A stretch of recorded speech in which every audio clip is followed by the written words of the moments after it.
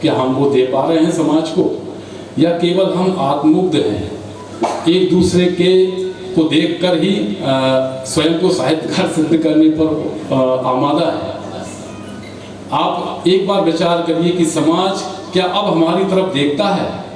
नहीं देखता है। समाज ने हमको हाशिए पर डाल दिया है, और उस हाशिए पर जाने का कारण भी ये है कि कहीं ना कहीं हम भी उसी लाइन में, उसी तरफ जा रहे हैं जहां समाज हमें ले जा रहा है।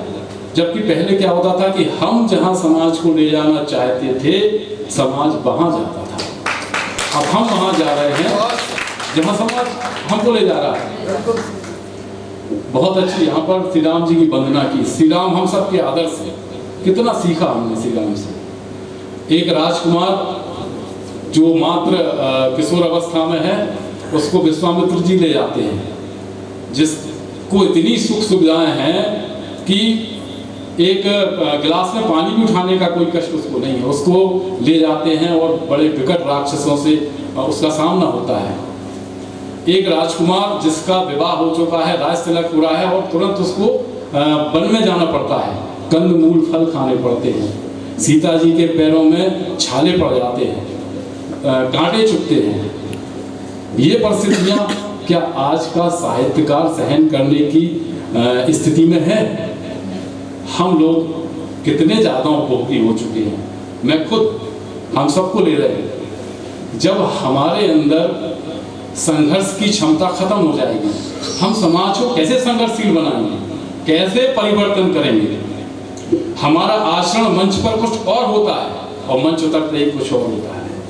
यहाँ से हम आदर्श की बातें करते हैं, यहाँ से राम राज्य की बातें करते हैं, यहाँ से भगवान कृष्ण की बात करते हैं, गीता की बात करते हैं, और जैसे ही हम नीचे उतरते हैं सब कुछ बदल जाता है। फिर हम उन्हीं छोटी छोटी बातों पर, कभी जातियों के नाम पर, कभी भाषा बोली के नाम पर आपस में ही शुरू हो जाते हैं। अभी हमारे यहाँ भी बहुत कुछ चल रहा था। ये राजनीतिक का जो वर्तमान परिप्रेक्ष्य, राजनीतिक भूमिका जो साहित्यकार भी होगी, उसमें ये बात आएगी। बहुत सारे विद्वान हैं, अलग अलग, इसीलिए उसको विभाजित किया है कि इन विषयों पर यहाँ पर मंथन होना चाहिए। मैं आप लोगों को सूचित करना चाहता हूँ, पिछले 2019 में जो आयोजन हुआ, कमलेश भाई साहब इस बात के गवाह है, उसमें हमने जिन विषयों पर को यहाँ पर छुआ, मंचीय शिष्टता पर बात हुई कि बहुत सारे चुटकुले आ गए हैं, कविता खो गई है, कविता खत्म हो रही है, उस पर बात हुई। तो ये सौभाग्य का विषय है कि जो कवि सम्मेलन संगठन है, जिसमें कुमार विश्वास जी हैं, शैलेश लोढ़ा जी, बहुत सारे बड़े कवि हैं, भाई साहब जी हैं उसमें, इस वर्ष उस सभा में हमारे उन विषयों पर चिंतन हुआ।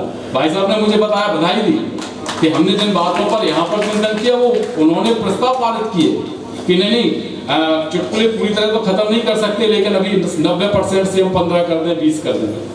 ये बात है, कविता हो रही है और ये कविता होनी चाहिए। हम सब लोग क्यों कविता लिखना है, इसका भी चिंतन करना चाहिए। हम चाहते हैं समाज परिवर्तित हो, लेकिन उसके पहले हमें अपने अंदर परिवर्तन लाना पड़ेगा। छोटी छोटी बातों पर हमें समझौते करने पड़ेंगे, क्योंकि हमारा लक्ष्य बड़ा होना चाहिए। हमने जो कविता लिखी है, हमने जो आलेख लिखा है, हमने जो कहानी लिखी है, पहले हमें खुद जीना पड़ेगा। जब हम उसको जिएंगे तब हमारे अंदर का जो संघर्ष करने की क्षमता है, जो अनुभव उत्पन्न होगा, वो अनुभव हम समाज को देंगे, तब समाज संघर्षशील, प्रतिभाशाली और मजबूत होगा।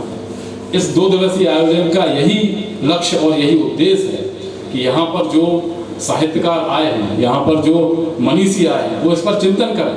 आप लोगों से हजारों लोग प्रभावित होते हैं। यहाँ अलग अलग राज्यों के, दादा कम से कम 15 राज्यों के लोग यहाँ पर हैं, 15 राज्यों के साहित्यकार हैं, और सब अपने यहाँ के प्रतिनिधि के तौर पर हैं। क्या हमें भाषा के आधार पर एक दूसरे से दूर होना चाहिए? नहीं होना चाहिए। हिंदी तो एक धागा है, इसमें तेलुगु भी है, तमिल भी है, बंगाली भी है, सब है। हमारे यहाँ सबका सम्मान है। हम जब घर पर बोलते हैं तो हिंदी थोड़ी बोलते हैं, बुंदेलखंडी बोलते हैं, क्योंकि वो मातृभाषा है। जब हमें कष्ट होता है तो अपनी भाषा में कष्ट हम व्यक्त करते हैं ना, लेकिन एक धागा तो चाहिए इन सारे मोतियों को पिरोने के लिए, वो धागा हिंदी है। इसलिए हम सारे लोग हिंदी के लिए काम करते हैं और करना भी चाहिए। अभी कल इससे पर्यटन को भी इसीलिए जोड़ा है। आप यहाँ आए, बहुत सारे सेमिनार ऐसे भी होते हैं, आए, हमने 2 दिन चर्चा की, अपनी अपनी जगह चले गए, फिर अपनी जगह जाकर ये बातें की। लेकिन हम जहाँ पहुँचे, जो जिस जगह गए, उस जगह की ऐतिहासिकता, उस जगह की प्रासंगिकता भी कुछ है, ये हमें पता होना चाहिए। अभी दतिया की पहचान दो चीज़ों से है, एक तो माँ पीताम्बरा भगवती और दूसरे हमारे डॉक्टर नरोत्तम मिश्रा जी। दतिया को बदल के रख दिया। दतिया के हम उनको विश्वकर्मा बोलते हैं, नहीं दतिया के विश्वकर्मा। बहुत कुछ बदल दिया। दतिया पहले ऐसा नहीं था, अब महानगरों के साथ खड़ा हो गया है।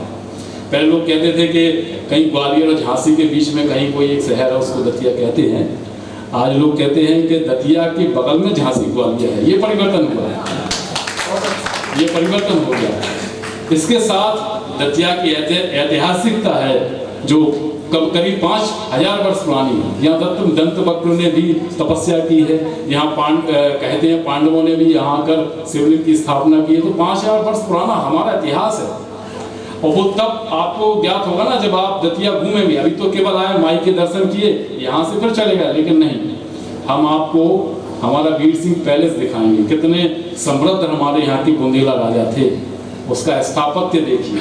हम आपको सूर्य मंदिर बालाजी के दर्शन कराएंगे, जहाँ पर कुष्ठ रोग का निवारण होता है, जहाँ पर जो नदी का पानी है उससे नहाने से ये सब चर्म रोग खत्म होते हैं।